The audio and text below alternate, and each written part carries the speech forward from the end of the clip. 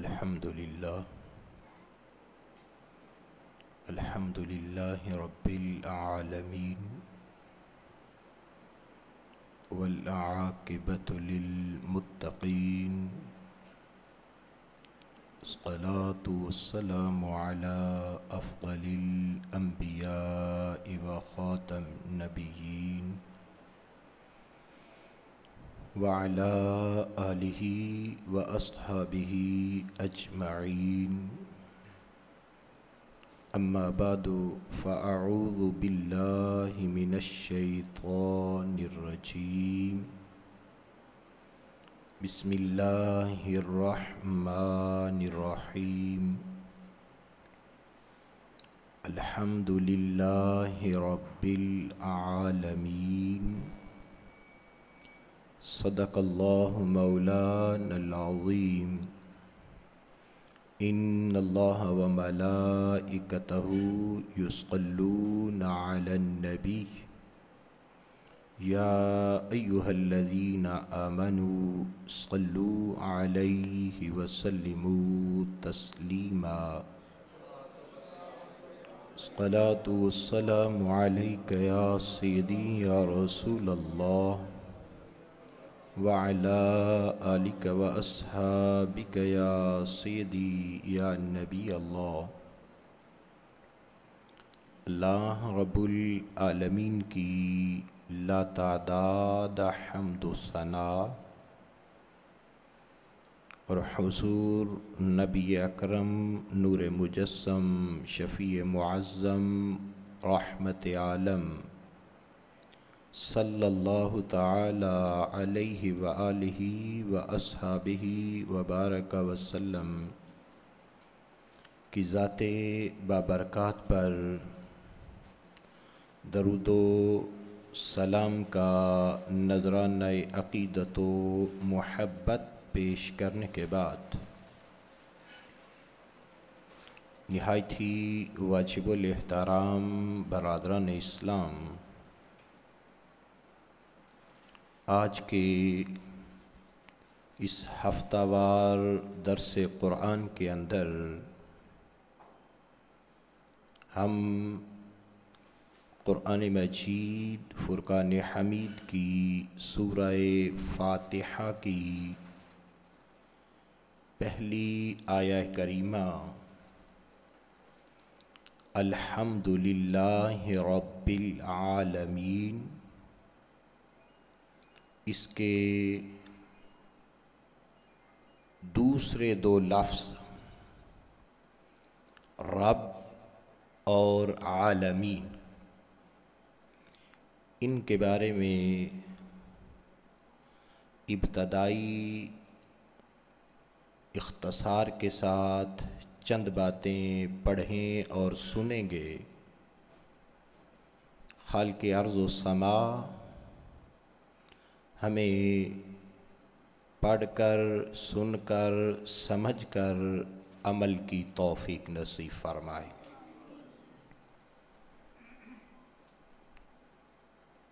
فرمایا گیا الحمد للہ رب العالمین، ہر قسم کی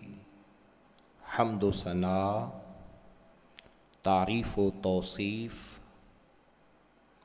اللہ رب العالمین کے لیے ہے۔ رب خالق ارض و سما نے سورہ فاتحہ کی اس آیہ کریمہ کے اندر اسم ذات یعنی اللہ کے بعد سب سے پہلے جس صفت سے اپنا تعارف پیش کیا وہ صفت ربوبیت ہے، یعنی رب اسم ذات کے بعد خالق ارض و سما نے اپنی جس صفت سے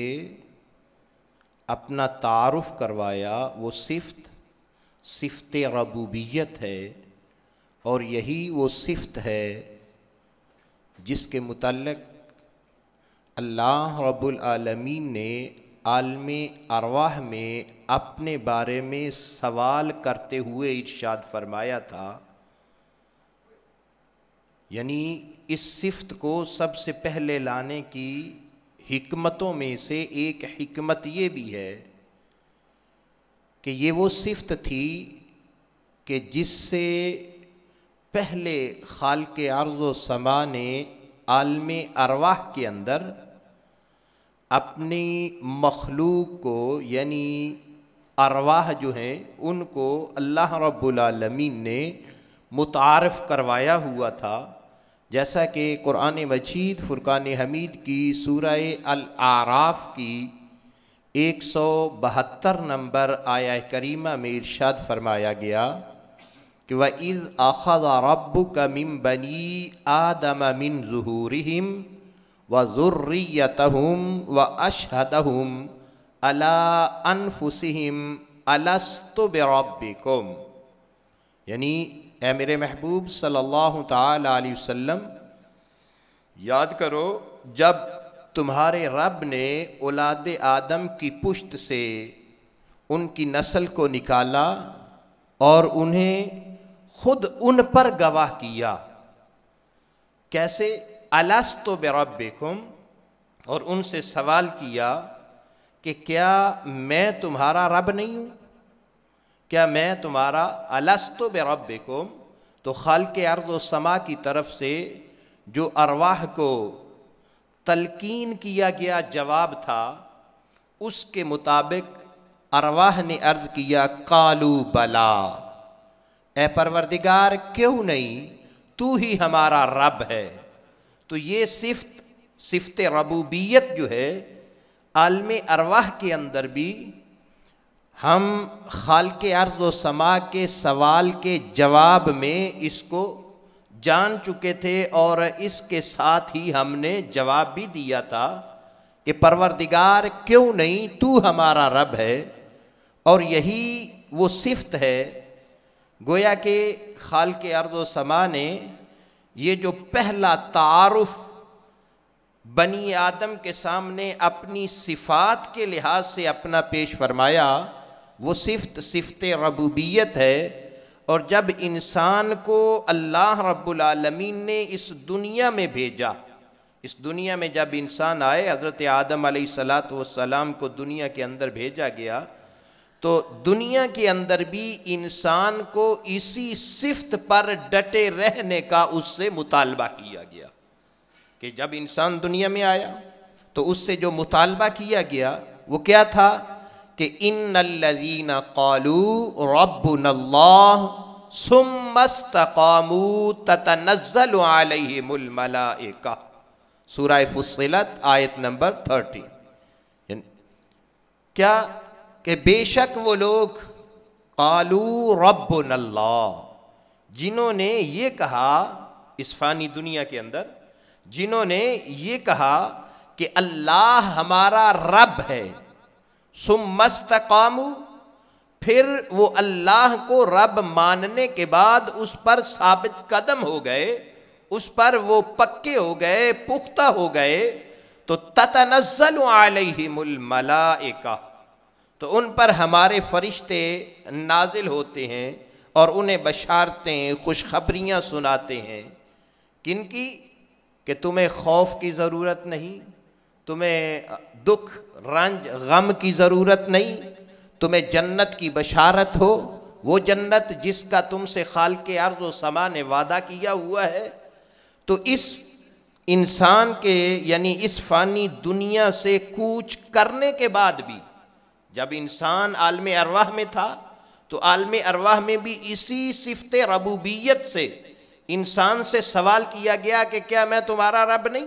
جب انسان اس دنیا میں آیا، اس دنیا کے اندر انسان سے اسی صفت پر ڈٹے رہنے کا مطالبہ کیا گیا کہ ربنا اللہ ثم استقاموا، کہ مجھے رب تسلیم کرنے کے بعد اس پر ثابت قدم رہنا ہے، اس پر جمے رہنا ہے۔ تو جب انسان اس دنیا فانی سے کوچ کر کے جائے گا، کل نفس ذائقۃ الموت، ہر انسان نے دنیا سے جانا ہے، تو جب انسان اس دنیا سے کوچ کر کے جائے گا تو قبر کے اندر جس صفت کے ساتھ سوال کیا جائے گا وہ صفت بھی صفت ربوبیت ہی ہے۔ امام الانبیاء صلی اللہ تعالی علیہ وسلم نے ارشاد فرمایا، امام ابو داؤد نے اپنی سنن کے اندر، دوسرے بھی محدثین کی ایک جماعت اس روایت کو بیان کرتی ہے، حدیث نمبر 4753، فرمایا کہ طویل حدیث ہے، میں مختصر جہاں اس کا ذکر ہے وہ عرض کرتا ہوں۔ فرمایا کہ وَيَأْتِيهِ مَلَكَانِ،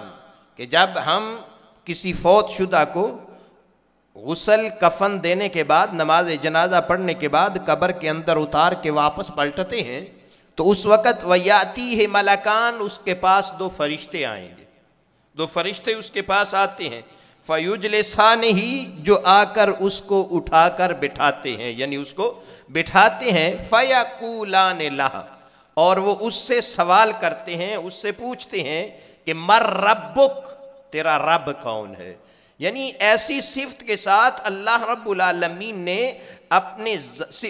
اسم ذات کے بعد سب سے پہلے تعارف کروایا کہ جس صفت کا عالم ارواح میں بھی ذکر تھا، جس صفت پر اس دنیا میں بھی ڈٹے رہنے کا مطالبہ کیا گیا، اور وہی صفت قبر کے اندر جب انسان جائے گا تو اسی صفت کے بارے میں سوال کرتے ہوئے مر ربو کا، تیرا رب کون ہے، یہ اس سے سوال کیا جائے گا۔ تو وہاں بندہ مومن جو جواب دے گا وہ ہوگا ربی اللہ، کہ میرا رب اللہ ہے۔ وہ جو قرآن کی آیت میں کہا گیا ربنا اللہ،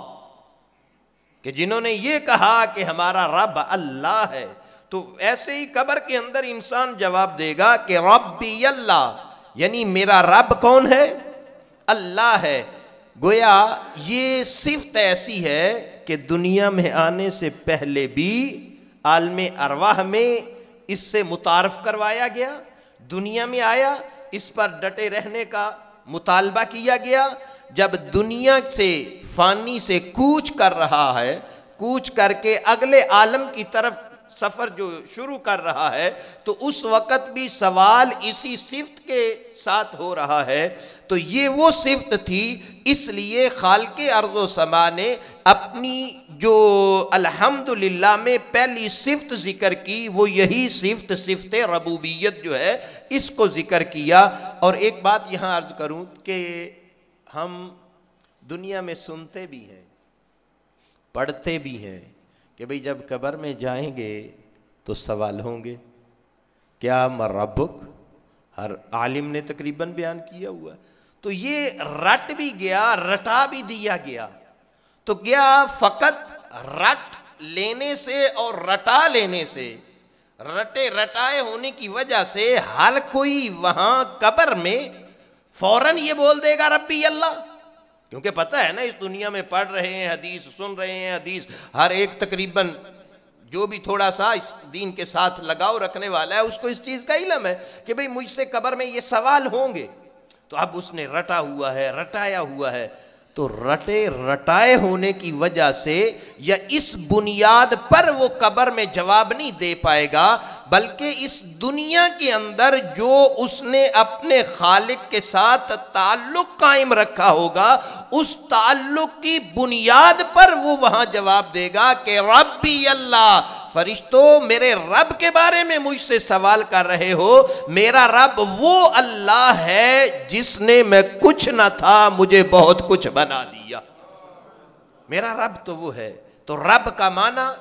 اس پہ تفصیل آگے میں عرض کرتا ہوں۔ امام ابو منصور محمد بن احمد الحروی 370 ہجری کے اندر ان کا وصال ہوا ہے، تہذیب اللغہ، لغت کی بہت بڑی کتاب ہے ان کی۔ اور ایسے ہی ابن منظور افریقی، یہ بھی لغت کے امام ہیں، لسان العرب ان کی کتاب ہے۔ ان دونوں نے رب کا معنی، آپ بھی پڑھیں گے قرآن مجید کے اندر، کسی میں آپ کو ترجمہ نظر آئے گا کہ پالنے والا، کسی میں مالک، کسی میں پروردگار، یعنی مختلف۔ تو رب کا معنی کیا ہے؟ هو اللہ عز وجل ہوا رب کل شیء ای مالک، یعنی رب اللہ رب العالمین جو ہے، اللہ رب العالمین کا صفت ربوبیت جو ہے اس کے بارے میں کہ ہوا رب کل شیء، یعنی اللہ وہ ہے جو ہر چیز کا رب ہے، ای مالک ہو، یعنی ہر چیز کا مالک وہی ہے، ہر چیز کا مالک وہی ہے۔ وَلَهُ الرَّبُوبِيَّةُ عَلَى جَمِيعِ الْخَلْقِ، اور اسی کے لیے ہے تمام مخلوقات کی ربوبیت، یعنی تمام مخلوق کا رب اس کے سوا حقیقی کوئی اور نہیں ہے۔ لا شریک لہ، اس کا کوئی شریک، وَهُوَ رَبُّ الْأَرْبَابِ، اور وہ رب الارباب ہے، وَمَالِكُ الْمُلُوكِ وَالْأَمْلَاكِ، اور وہ بادشاہوں کا بھی مالک ہے اور سلطنتوں کا بھی مالک ہے۔ وَلَا يُقَالُ الرَّبُّ فِي غَيْرِ اللَّهِ إِلَّا بِالْإِضَافَةِ، کہ رب کا جو لفظ ہے یہ اللہ کے علاوہ کسی اور کے لیے بغیر اضافت کے بولا جائے گا، یعنی یہ آگے تھوڑا سا میں عرض کرتا ہوں کیسے کہ کیا رب کا لفظ کسی غیر کے لیے، غیر خدا کے لیے بولنا جائز ہے یا نہیں، بولا جا سکتا ہے یا نہیں۔ تو جب اضافت ہوگی، اضافت کے ساتھ غیر کے لیے اگر بولا جائے تو اس پر حرمت یا اس کی ممانعت نہیں ہے۔ ہاں بغیر اضافت کے کسی کو رب کہہ سکتے۔ آگے مثال دیتے ہیں، کہتے ہیں کہ ہوا رب الدابہ، جیسے یہ کہتے ہیں کہ سواری کا مالک، رب بمانا مالک، سواری کا مالک، اور وَرَبُّ الدار، گھر کا مالک، وَفُلَانٌ رَبُّ الْبَيْتِ، اور فلاں جو ہے وہ اس گھر کا مالک ہے۔ تو یہ وہ کہہ رہے ہیں کہ اگر اضافت کے ساتھ کسی غیر کے لیے بولا جائے تو وہ بولا جا سکتا ہے، بغیر اضافت کے کسی کے لیے رب کا لفظ بولا جا سکتا نہیں ہے۔ الرب یطلق فی اللغہ علی المالک، یہ لغت کے اندر رب جو ہے یہ کن معنوں میں استعمال ہوتا ہے؟ فرماتے ہیں کہ المالک، یہ مالک کے معنی میں بھی استعمال ہوتا ہے، السید، سردار کے معنی میں بھی استعمال ہوتا ہے، المدبر کے معنی میں بھی استعمال ہوتا ہے، المربی اس کے معنی میں بھی استعمال ہوتا ہے، والقیم، قیم کے معنی میں بھی استعمال ہوتا ہے، والمنعم، اور منعم کے معنی میں بھی استعمال ہوتا ہے۔ کہتے ہیں قالا، کہا گیا، فرمایا وَلَا يُطْلَقُ غَيْرَ مُضَافٍ إِلَّا عَلَى اللَّهِ، یعنی بغیر اضافت کے یہ کسی کے لیے بولا جائے گا۔ اب ہم آئے کہ کیا قرآن میں اور حدیث میں غیر خدا کے لیے یہ لفظ استعمال ہوا ہے یا نہیں؟ معنی انشاءاللہ معنوں پر کی تفصیل میں آگے عرض کرتا ہوں۔ تو سب سے پہلے حضرت سیدنا یوسف علیہ السلام، جن کا ذکر خالق نے سورہ یوسف کے اندر تفصیل کے ساتھ اور دوسری صورتوں کے اندر بھی ان کا تذکرہ کیا گیا ہے۔ سیدنا یوسف علیہ السلام کو جب عزیز مصر کی بیوی نے دعوت دی تو اس وقت سیدنا یوسف علیہ السلام نے جو جواب دیا تھا سورہ یوسف کی آیت نمبر 23 یعنی 23 نمبر آیہ کریمہ میں اس کو خالق نے بیان فرمایا، فرمایا قال معاذ اللہ انہو ربی احسن مثواي انہو لا یفلح الظالمون۔ یہاں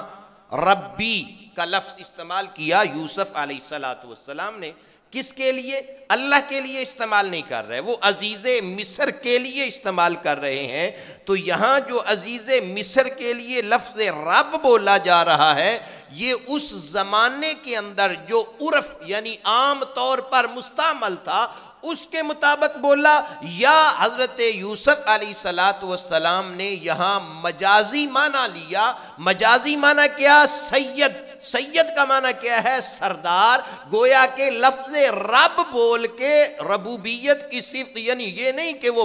اللہ کی طرف اس کا ذکر نہیں، بلکہ کیا کہ لفظ رب بولا گیا ان کے عرف کے مطابق، مگر اس سے مراد ذات خدا نہ تھی، اس سے مراد عزیز مصر کی سرداری کے پیش نظر اس کو رب کے ساتھ جو ہے وہ ذکر کیا گیا. ایسے ہی قرآن مجید کی سورہ یوسف کی آیت نمبر 42 ہے، اس کے اندر بھی حضرت یوسف علیہ السلام وہ قیدی جو تھے، قیدیوں نے جو آپ سے سوالات کیے تو آپ نے وہ خواب کا ذکر کیا، خواب کی تعبیر بیان کی، اور اس قیدی سے آپ نے کہا تھا وَقَالَ لِلَّذِي ظَنَّ أَنَّهُ نَاجٍ مِّنْهُ اذْكُرْنِي عِندَ رَبِّكَ، کہ جب تو اپنے سردار کے پاس جائے، اپنے بادشاہ کے پاس جائے تو کیا کرنا؟ عند ربک، اپنے سردار یعنی بادشاہ، سردار، مالک، یعنی ان معنوں میں. اور یہ مجازی معنی ہے، حقیقتاً اس کو رب نہیں بولا گیا، مجازی معنی میں اس کو استعمال کیا گیا ہے. تو فرمایا کہ اس کے سامنے میرا ذکر کرنا. ایسے ہی قرآن مجید کے اندر والدین کے لیے بھی یہ لفظ استعمال کیا گیا ہے. سورہ الاسراء ہے، آیت نمبر 24 ہے وَقُرْ رَبِّ ارْحَمْهُمَا كَمَا رَبَّيَانِي صَغِيرًا، کہ تو کیا کہے؟ اے میرے پروردگار، اے میرے رب، ان میرے بوڑھے ماں باپ کے اوپر بھی رحم فرما. کما ربیانی صغیرا، جیسے جب میں چھوٹا تھا تو یہ شفقت و رحمت میرے ساتھ کرتے تھے. مولا تو ان کے اوپر جو ہے وہ رحم و کرم فرما. تو اسی طریقے امام الانبیاء صلی اللہ تعالی علیہ وسلم نے بھی غیر رب کے لیے، یعنی اللہ رب العالمین کے علاوہ غیر کے لیے بھی لفظ رب استعمال کیا ہے. صحیح بخاری کے اندر بھی، مسلم کے اندر بھی، کتب صحاح کے اندر حدیث مبارکہ آتی ہے جس کو حدیث جبریل کہا جاتا ہے، کہ جب جبریل امین علیہ السلام رسول اللہ صلی اللہ تعالی وسلم کی بارگاہ میں حاضر ہوئے اور سوالات کیے ایمان کے بارے میں، اسلام کے بارے میں، احسان کے بارے میں، وہ سوال جو کیے، صحیح مسلم شریف کے اندر آتا ہے، حدیث نمبر 8 ہے کہ جبریل امین علیہ السلام نے ان سوالات کے کرنے کے بعد قیامت کے بارے میں سوال کیا تھا اور کہا یہ تھا فَأَخْبِرْنِي عَنْ أَمَارَتِهَا، کہ مجھے قیامت کی نشانیوں کے بارے میں بتائیں کہ قیامت کی نشانیاں کیا ہیں، کہ قرب قیامت کیا کیا نشانیاں آئیں گی. تو رسول اللہ صلی اللہ علیہ وسلم نے جو جواب ارشاد فرمایا تھا، فرمایا ان تالد الامۃ ربتہا، فرمایا قرب قیامت، قیامت کے قریب حال یہ ہو جائے گا کہ لونڈی اپنے سردار کو جنم دے گی. لونڈی اپنے سردار، اپنے آقا کو جنم دے دی. ربتہا یعنی اپنے جو سردار ہے اس کو وہ جنم دے گی اور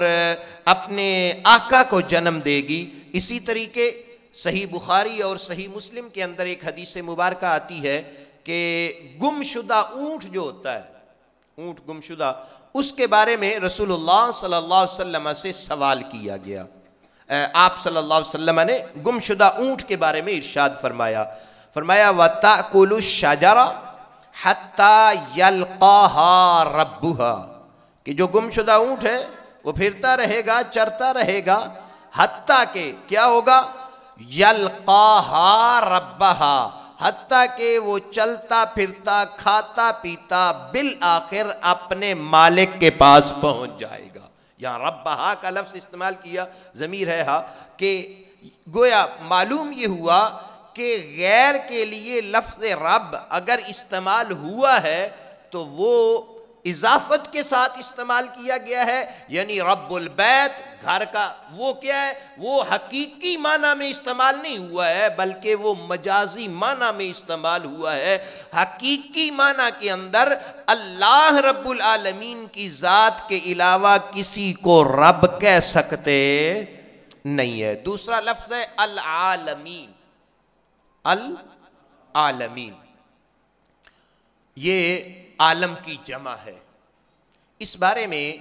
حضرت سیدنا عبداللہ بن عباس رضی اللہ تعالی عنہما، آپ سے 5 قول مروی ہیں، یعنی عالم کس کو کہتے ہیں، عالم کیا ہے، اس بارے میں حضرت عبداللہ بن عباس رضی اللہ تعالیٰ عنہ سے 5 قول مروی ہیں۔ پہلا قول جو ہے اس کو امام طبری نے اپنی تفسیر کے اندر جلد 1 صفحہ 144 پر، امام ابن ابی حاتم نے اپنی تفسیر جلد 1 صفحہ 28 پر، امام حاکم نے مستدرک کے اندر جلد 2 صفحہ 283 پر اس کو بیان کیا حضرت اکرمہ اور سعید بن جبیر، یہ دونوں شاگرد ہیں حضرت عبداللہ بن عباس رضی اللہ تعالی عنہما کے، ان سے بیان کیا، کہتے ہیں عن ابن عباس رضی اللہ تعالی عنہ رب العالمین، کہ رب عالموں کا کیا، کون ہے، عالم کیا ہے، کہتے ہیں الجن والانس، کہ عالم سے مراد جن اور انسان ہے، عالمین سے مراد جن اور انسان ہے۔ اسی چیز کو حضرت عبداللہ بن عباس رضی اللہ تعالی عنہما سے ایک اور سند کے ساتھ بھی بیان کیا گیا ہے، اور ان میں سے ایک سند جو ہے اس کی تصحیح، یعنی وہ صحیح سند کے ساتھ مروی ہے، دوسری سند جو ہے وہ تقریباً حسن سے کم درجے کی وہ بھی نہیں ہے، اور سعید بن جبیر سے بھی یہ قول مروی ہے، اسی طریقے ابن جریج سے بھی یہی قول مروی ہے، مجاہد سے بھی یہ قول مروی ہے، اور حضرت علی المرتضی رضی اللہ تعالیٰ عنہ سے بھی ایک غیر مستند غیر معتمد روایت کے ساتھ بھی یہ قول مروی ہے، خالد بن یزید سے بھی یہی قول مروی ہے، اور یہی مقاتل بن سلیمان نے اپنی تفسیر میں بیان کیا ہے، اور ابو المظفر سمعانی علیہ رحمہ اپنی تفسیر کی جلد 1 صفحہ 36 کے اوپر اسی قول کے متعلق قیلہ کے ساتھ کہتے ہیں کہ یہی اولا ہے، یہی بہتر ہے کہ اس سے مراد جن اور انسان لیے جائیں، اور اس پر علامہ قرطبی علیہ رحمہ، امام قرطبی نے اپنی تفسیر کے اندر ایک قرآن مجید کی آیت بھی دلیل کے طور پر پیش کی ہے، وہ کون سی ہے، وہ ہے تبارک الذی نزل الفرقان علی عبدہ لیکون للعالمین نذیرا، کہتے ہیں کہ یہ جن اور انس جو ہے، یعنی جن اور انسان جو عالمین سے مراد لیے گئے ہیں، کہتے ہیں اس پر ایک دلیل اللہ کا یہ فرمان بھی ہے کہ رب العالمین نے رسول اللہ صلی اللہ تعالی علیہ وسلم کو جن کے لیے نذیر بنا کر بھیجا ہے، وہ عالمین ہے، تو رسول اللہ صلی اللہ علیہ وسلم کو عالمین یعنی نذیر کن کے لیے بنایا گیا ہے، کہتے ہیں کہ رسول اللہ صلی اللہ علیہ وسلم کو کیونکہ نذیر انسانوں اور جنوں کے لیے ڈرانے والا، نذیر کا معنی ہوتا ہے ڈرانے والا، اللہ رب العالمین کے عذاب سے، اس کی نافرمانیوں سے، اس سے جو ہے اس کی یعنی اطاعت نہ کرنے سے جو ڈرانے والا بنا کے لیکون للعالمین نذیرا، کہتے ہیں العالمین جو ہے وہ عالمین سے مراد جن اور انسان ہے، کیونکہ رسول اللہ صلی اللہ علیہ وسلم کو اللہ نے انہیں ڈرانے والا بنا کر بھیجا ہے۔ وَلَمْ يَكُنْ نَذِيرًا لِلْبَهَائِمِ، کہتے ہیں کہ رسول اللہ صلی اللہ علیہ وسلم جانوروں کے لیے تو نذیر بن کر نہیں آئے، آپ کو جانوروں کے لیے نذیر مبعوث نہیں کیا گیا، لہٰذا کہتے ہیں کہ حضرت عبداللہ بن عباس رضی اللہ تعالیٰ عنہ نے جو فرمایا کہ عالمین سے مراد الجن والانس ہے، کہتے ہیں کہ یہ قرآن کی آیت اس پر دلیل بھی ہے، عالمین سے مراد جن اور انسان ہے۔ ایک قول حضرت عبداللہ بن عباس رضی اللہ تعالی عنہما کا یہ ہے، سند کے اعتبار سے یہ قوی قول ہے، یہ سند کے اعتبار سے قوی ہے، صحیح سند کے ساتھ بھی اور حسن سند کے ساتھ بھی یہ مروی ہے۔ دوسرا قول حضرت عبداللہ بن عباس رضی اللہ تعالی عنہما سے ہی امام ابن جوزی نے زاد المسیر کے اندر آپ سے 5 قول جو ذکر کیے، ان میں سے ایک قول کہتے ہیں کہ وہ الجن والانس والملائکہ، کہتے ہیں کہ عالمین سے مراد انسان بھی ہیں، جن بھی ہیں اور فرشتے بھی،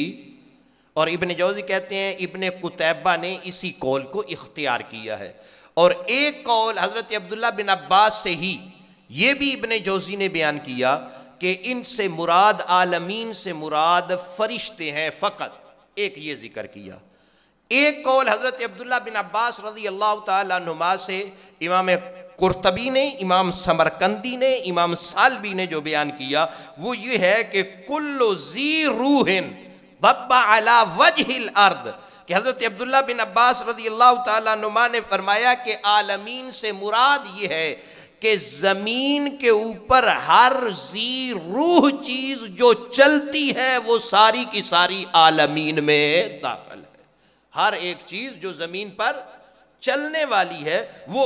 کس کے اندر داخل ہے؟ وہ عالمین میں، یعنی عالمین سے مراد ہر وہ چیز ہے جو زمین پر، سطح زمین پر چلتی ہے۔ اور حضرت عبداللہ بن عباس سے پانچواں قول جو بیان کیا گیا وہ یہ کہ جس کو امام طبری نے بھی بیان کیا، امام ابن ابی حاتم نے بھی بیان کیا، لیکن اس کی سند ضعیف ہے، اس کی سند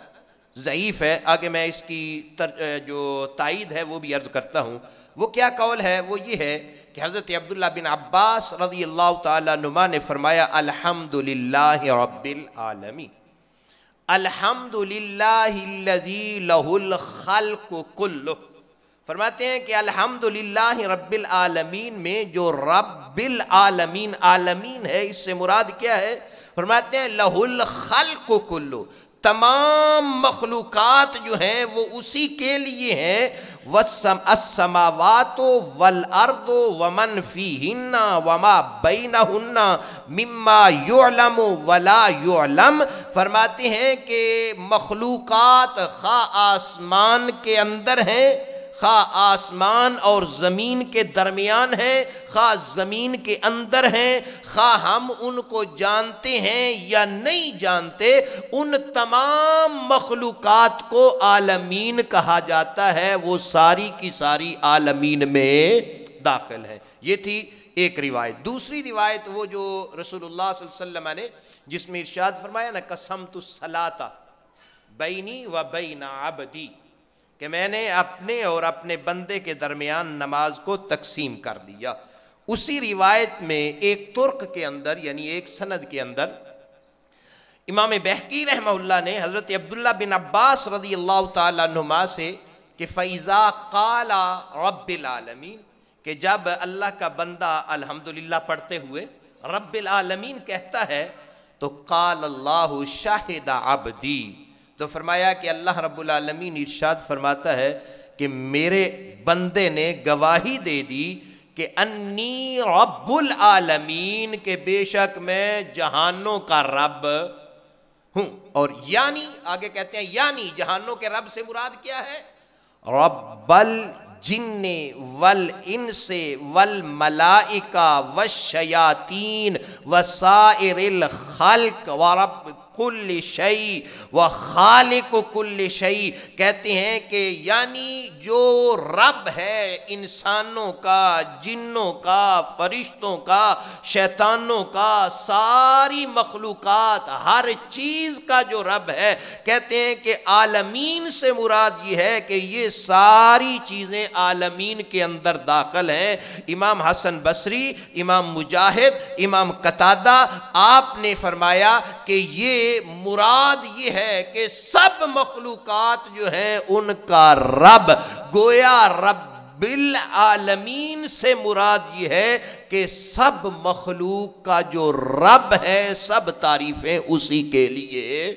یعنی کوئی چیز بھی اس سے فارغ۔ قرآن کی ایک آیت اس بات کی تائید کرتی ہے سند کے اعتبار سے۔ یہ روایت حضرت عبداللہ بن عباس رضی اللہ تعالیٰ عنہ کی سند کے اعتبار سے ضعیف ہے، لیکن قرآن کی آیہ کریمہ اس کی تائید ایسے کرتی ہے کہ جب موسیٰ علیہ السلام اور فرعون کے درمیان وہ گفتگو ہوئی نا،